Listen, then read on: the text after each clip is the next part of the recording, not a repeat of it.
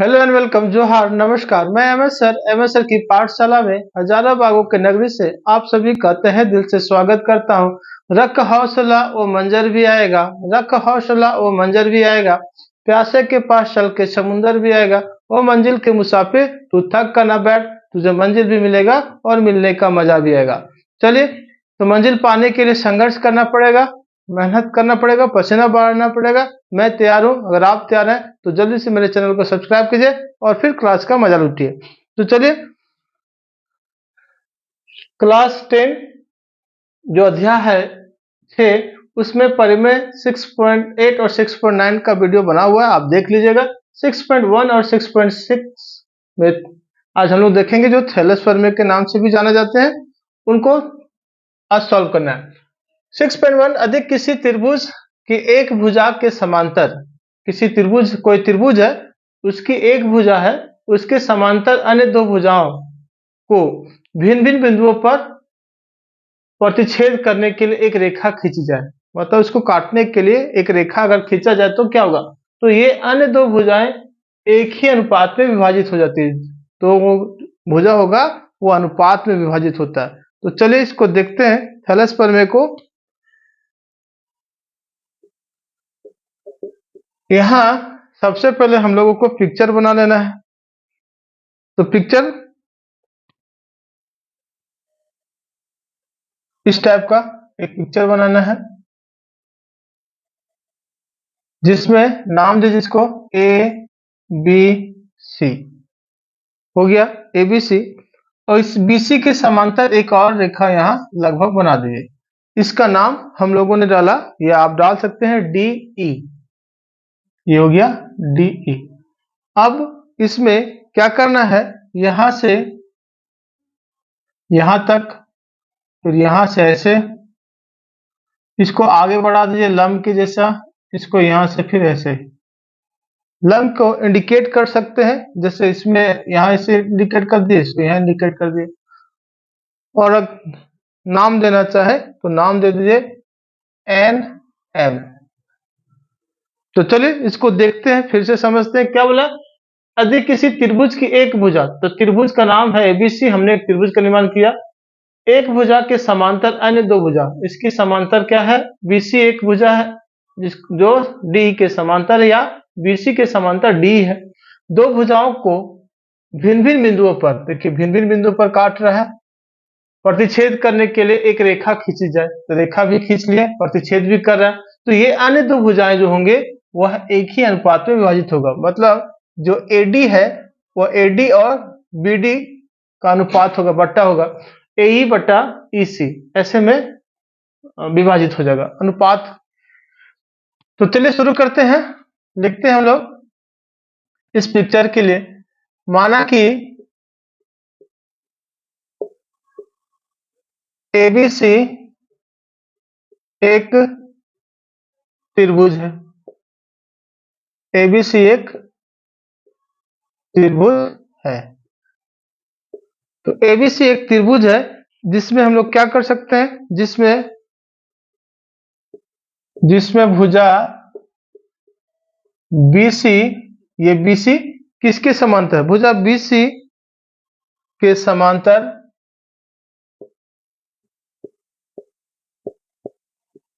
BC के समांतर है, वह है डी। बीसी के समांतर डी है, तो बीसी के समांतर डी है। अब इसको हम लोग आगे बढ़ाते हैं, और इसमें देखिए जो दो अन्य भुजाओं ए बी और ए सी के, जो दो अन्य भुजाओं, कौन कौन से दो अन्य भुजाएं भाई, तो इसका नाम हम लोग दे सकते हैं ए बी और ए सी। ए बी और ए सी, अन्य दो भुजाओं ए बी और ए सी, जो दो अन्य भुजाओं ए बी और ए सी के बिंदु डी तथा ई पर प्रतिच्छेद करती है। ए बी और ए सी के बिंदु डी तथा ई पर प्रतिच्छेद करती है। प्रतिच्छेद करती है। ये पिक्चर जो बोला उसके अनुसार हम लोगों ने किया।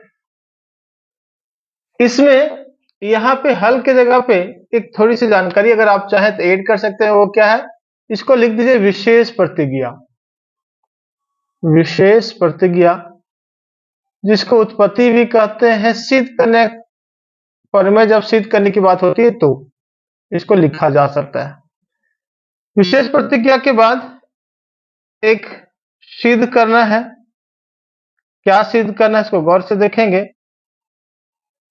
यहाँ पे सिद्ध ये करना है कि जो एडी है वह बीडी के तो बराबर है या बट्टा में है, समान अनुपात में है।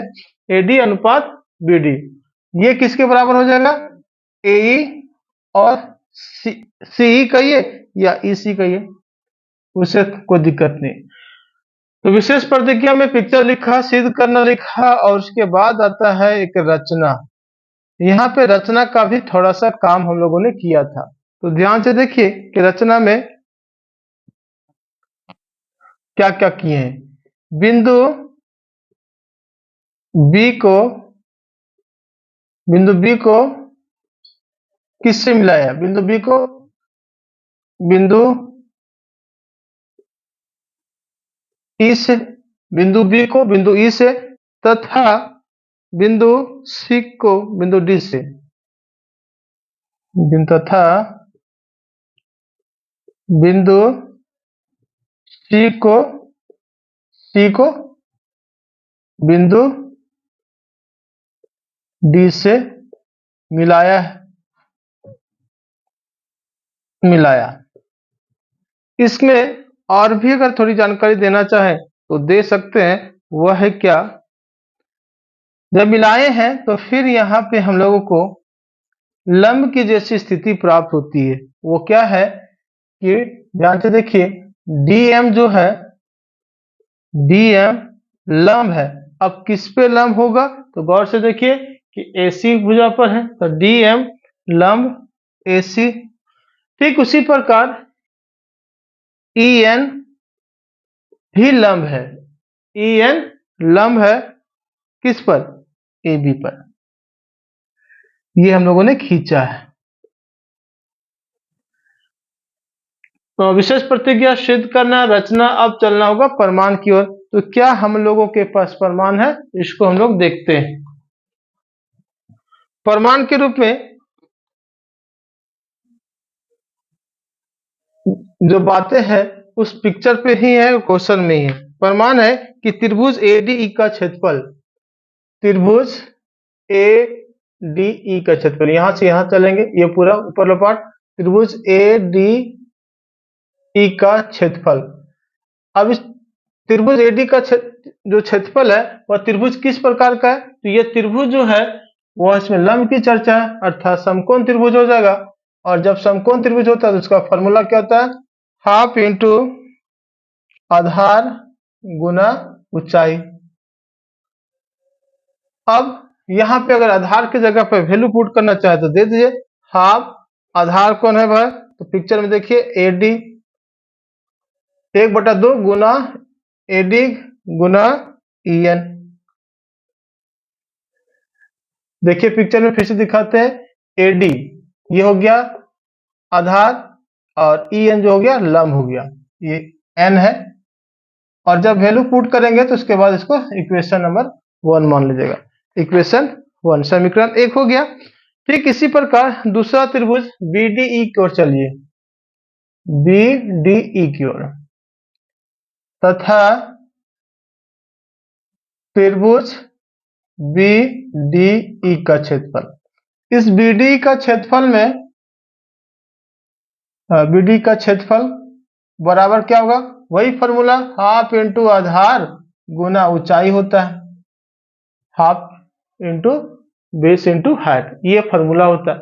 इसमें अब वैल्यू यहां बैठाएंगे। अब कहां से वैल्यू आएगा, तो देखिए यहां इस त्रिभुज का नाम है बीडीई। बीडीई में ध्यान से देखिए तो आपको आधार मिलेगा बीडी और लंब मिलेगा EN. BD into E N, और इसको इक्वेशन नंबर 2 मान लीजिए। इसके समांतर हो जाता है, इसीलिए इसको ई एन बैठाना पड़ता है वहां। अब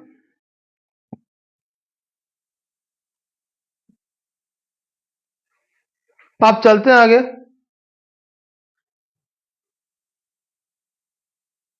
अब यहाँ पे चलते हैं इन दोनों त्रिभुज की ओर। यहाँ पे अगर चाहे तो समीकरण 1 और 2 हटा दीजिएगा, कोई जरूरी नहीं है। अगर रखना चाहे तो रख सकते हैं, फिलहाल इरेज कर दिएगा। इसलिए अब अनुपात की बात हो रही है, तो अनुपात किसको किसको करेंगे? त्रिभुज एडीई का क्षेत्रफल, या लिख सकते हैं एरिया ऑफ ट्रायंगल एडीई। त्रिभुज एडीई का क्षेत्रफल बटा कर दीजिए किसका? त्रिभुज बीडीई का क्षेत्रफल। जब इन दोनों त्रिभुजों को हम लोग बटा कर सकते हैं तो क्या ये वाली पार्ट्स नहीं होगा? बिल्कुल होगा। Half into AD into E N, यहां भी होगा half into BD into E N. अब गौर से देखिए, तो यहाँ कुछ कट रहा है, तो जो कट रहा है इसको काट दीजिए। तो कटने के बाद हाफ हाफ कट गया, ई एन और ई एन कट गया, बचा क्या? तो हम लोगों के पास बचा है, यहाँ लिख दीजिए अगर लिखना चाहे पूरी तो, तथा त्रिभुज एडीई का क्षेत्रफल, एडी का क्षेत्रफल बटा त्रिभुज बीडी का क्षेत्रफल बराबर क्या होगा? एडी और बीडी बचा। इसको मान लीजिए समीकरण 1। अगर इसको 1 और 2 रखे रहते ऊपर वाला तो इसको 3 मानना पड़ता। चलिए समीकरण 1 आ गया। अब चलते हैं समीकरण 2 को निकालते हैं। इसके लिए मुझे यहां से इरेज करना होगा, और ये हो गया इरेज। त्रिभुज, अब चलेंगे त्रिभुज एडीई की ओर, त्रिभुज एडीई की ओर। लेकिन अभी हम लोग सब लेफ्ट साइड चल रहे थे, अब राइट साइड सारी जानकारी लेंगे। तथा त्रिभुज एडीई से, त्रिभुज एडी में, या त्रिभुज एडी का क्षेत्रफल लिख दीजिए। काश त्रिभुज एडी का क्षेत्रफल क्या होता है? फॉर्मूला हाफ इंटू आधार गुना ऊंचाई, ये होता है।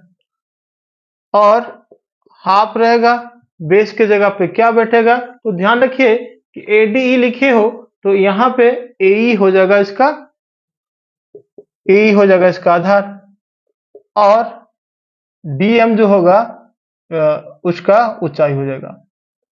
ये रहा इस त्रिभुज का एडीई का राइट साइड।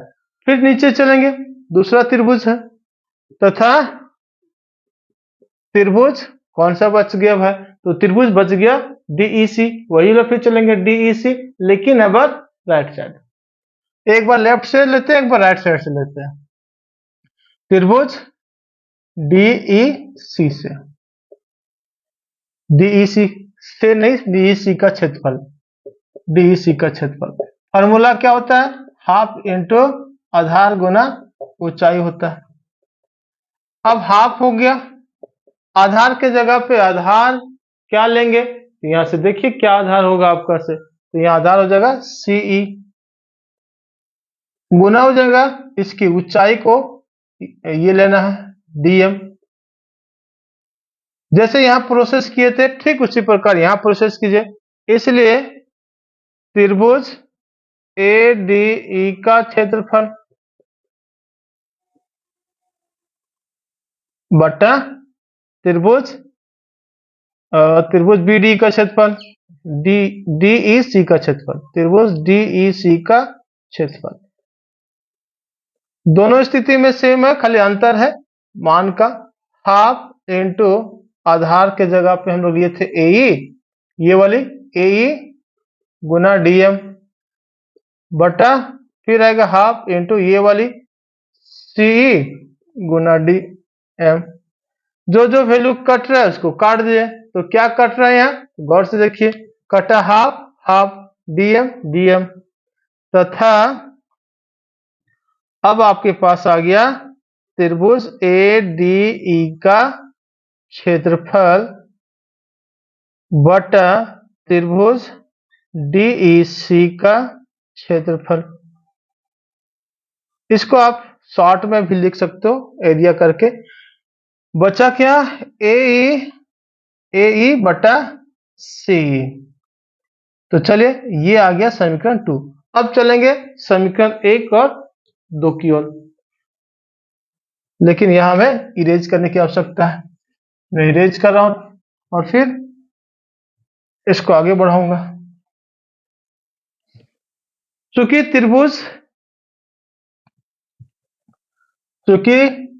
त्रिभुज कौन सी त्रिभुज मिलेंगे भाई? BDE त्रिभुज BDE तथा त्रिभुज DEC तथा त्रिभुज DEC, ये दोनों BDE और DEC, ये दोनों का आधार देखिएगा तो आधार एक ही है। ये दोनों एक ही आधार, एक ही बेस पर है। एक ही आधार कौन है भाई? DE। एक ही आधार DE तथा समांतर DE तथा समांतर रेखाओं BC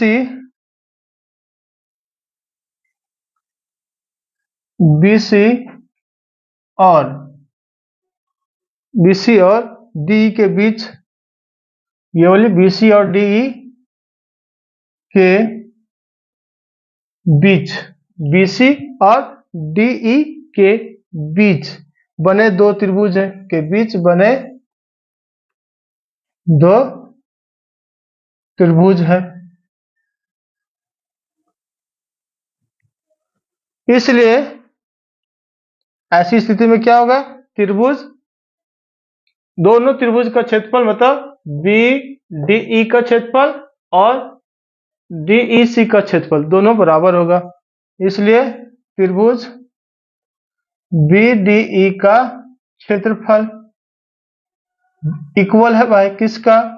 त्रिभुज DEC का क्षेत्रफल का।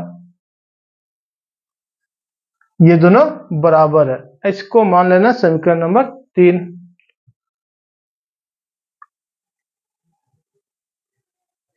अब समीकरण 1, 2 तथा 3 से इस स्थिति में देखेंगे तो क्या मिलेगा? आपको मिलने वाला है जो आपको प्रूव करना था सो। तो प्रूव क्या करना था? प्रूव करना था AD बटा BD होता है, अतः AD बटा BD बराबर किसका है? AE बटा C का। ये हो गया प्रूव्ड। चलिए 6.6 का जो परिमेय है वो नेक्स्ट वीडियो में मिलेगा। तब तक मेरे चैनल को लाइक, शेयर और सब्सक्राइब करते रहना है, और कोई परेशानी होगा तो कमेंट भी करना है। और पहली बार अगर आप मेरे वीडियो को देख रहे हैं तो सब्सक्राइब करना ना भूलें। धन्यवाद।